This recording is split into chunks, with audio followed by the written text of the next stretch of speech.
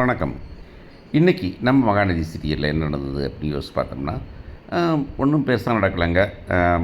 Tone put birds in my mouth அப்படின்னு வந்துட்டு இவர் சொல்லுவார். நம்ம கமல்ஹாசன் ஒரு படத்தில், என்ன படம்னு ஐ டோன்ட் நோ, அந்த படம் தெரியல.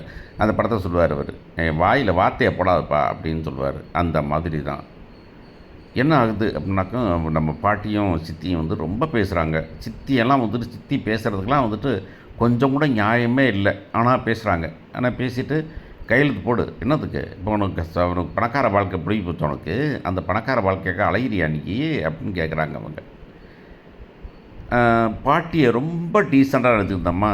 அது நம்ம ஆளுக்கு தான் வந்துமே, நம்ம ஆளுக்கு தோணுச்சுனாக்க வந்து அவங்க கேரக்டரை ஒடிப்பாங்கன்னு. கேரக்டரைசேஷன் அப்படின்னு ஒன்று உண்டு. அந்த கேரக்டரில் இவங்க இதுதான் அப்படின்னு வைப்பாங்க. இந்த சீரியலில் அப்படிலாம் கிடையாது. அவங்களுக்கு இன்றைக்கி நைட்டு தூக்கம் வரலைனாக்கும் கேரக்டரை மறைச்சி விட்ருவாங்க. அந்த கிழவியை வந்து ரொம்ப கேவலமான கிழவியாக காமிச்சிடுவாங்க. அதே கிழவி வந்துட்டு ரொம்ப நியாயமான கிழவியை காமிப்பாங்க. சித்தி வந்து ரொம்ப நியாயமான மனுஷியாக காமிப்பாங்க. இன்றைக்கி அந்த சித்தி வந்துட்டு வில்லியாக காமிக்கிறாங்க.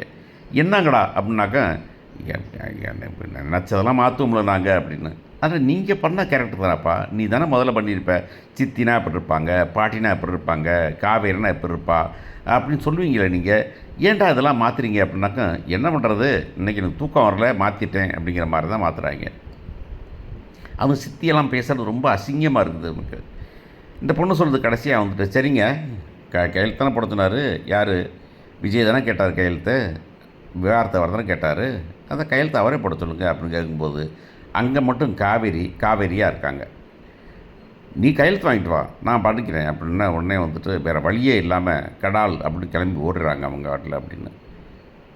இந்த பக்கம் பார்த்திங்கன்னா வந்துட்டு கேட்குறாங்கப்பா நம்ம சாரதா, ஏண்டி என்ன விஷயம், கையெழுத்து போட்டு கொடுக்க வேண்டியது தானே, எதுக்கு விட்டு போன நீ அப்படின்னு பேசும்போது, நீ எல்லாம் ஒரு அம்மாவா அப்படின்னு கேட்குற கேள்வியை வந்துட்டு ரொம்ப அசிங்கமாக கேட்க கொண்டிருக்கு இந்த பிள்ளையை வந்துட்டு, இது எல்லாம் ஒரு அம்மாவான்ட்டு. இந்த சீரியலில் ரொம்ப கேவலப்படுத்தப்பட்ட கேரக்டர் யாருனாக்கும் இந்த சுஜாதா எடுத்துருக்கிற அம்மாங்கிற சாரதாங்கிற கேரக்டர் தான். என்னடி இப்படி பண்ணுற அப்படின்னாக்கா, அப்படி தான் பண்ணுவேன் நான்.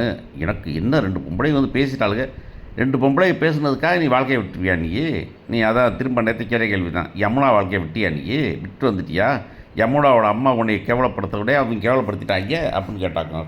அதெல்லாம் தெரியாதுங்க, நான் காவேரியை மட்டும்தான் அப்படி பேசுவேன், நான் மற்றவங்களாம் பற்றி கவலைப்பட மாட்டேன் நான் அப்படின்னு. சரி, இந்த நம்ம உங்கள் சம்மந்தி அது என்ன பண்ணுது அப்படின்னாக்கா, அதுவும் பண்ண மாட்டாங்க. கடைசியாக கேட்டால் ஒரு வழி இல்லாமல் என்ன பண்ண அப்படின்னு கேட்டாங்க. கடைசியாக சொல்கிறாங்க, இல்லைங்க நான் மனசார மட்டும் உடம்பால் வாழ்ந்துட்டேன் நான் கர்ப்பம் அப்படிங்கிறாங்க. என்ன பண்ண போகிறாங்க?